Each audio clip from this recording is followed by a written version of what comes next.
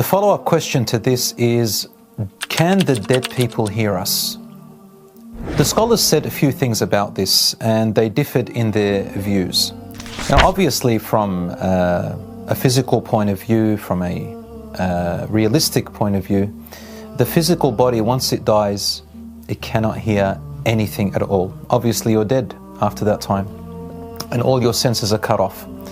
So the scholars didn't differ on whether the physical body can hear you. But because we as Muslims, we believe in the soul of the body and that it exits the body and stays alive, they're talking about the nature of the soul, whether it can hear us after that person has died. And here is the answer. The Prophet, peace be upon him, was burying a companion, and then he said to his companions, make dua for your brother and ask Allah to make him firm. And then he said, the dead can hear, or he can hear, qar'a ni'alikum, the tapping or the footsteps of your shoes as you walk away. So some of the scholars took this as evidence to say that the dead people therefore can hear us. But actually the majority and the correct view is that, and this is the statement of Ibn Taymiyyah, is that they can hear us temporarily just for that short time and then it fades away. But what is the nature of this hearing? Bear with me to illustrate to you what the scholars said to us. When you go to sleep, you go into a state of unconsciousness. But have you ever been in a situation where you're kind of in between asleep and almost awake? But from the person who's observing you, they can see that you're completely asleep.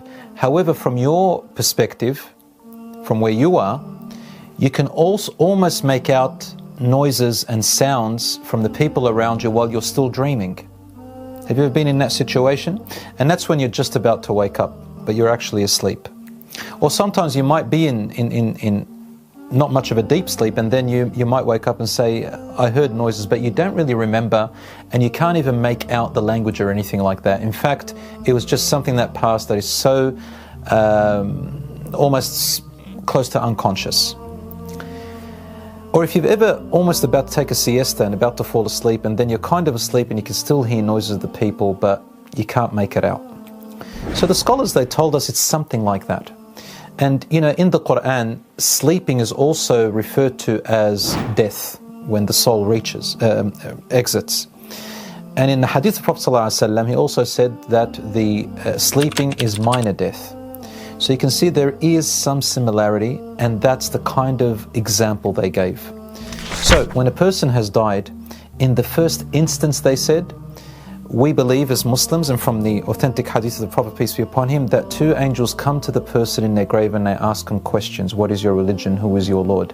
And at that instant, another authentic hadith which is inside Muslim, that Allah orders for the soul to return back to its grave. So it's there in a world which we cannot see.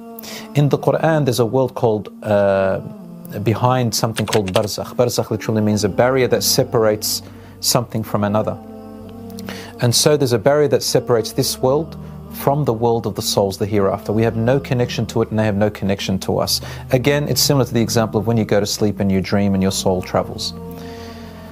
So we're not talking about subconscious mind and the dreams that your subconscious mind speaks of, a reality of the soul, but that's another topic.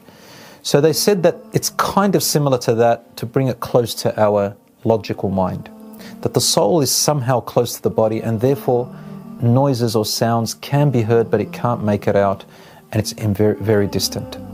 Another evidence they use is when the Prophet ﷺ, after the Battle of Badr, the enemies who had done so many atrocious things to the Muslims and killed them, the big leaders, the Muslims didn't bury them, they threw them down into a well, and that's where they were buried.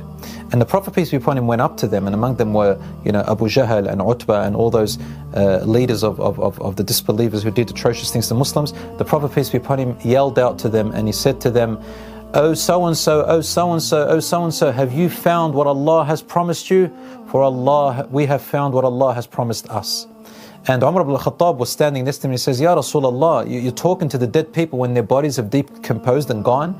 And he said to him, you cannot hear me any better than them, meaning that they're hearing me just like you're hearing me.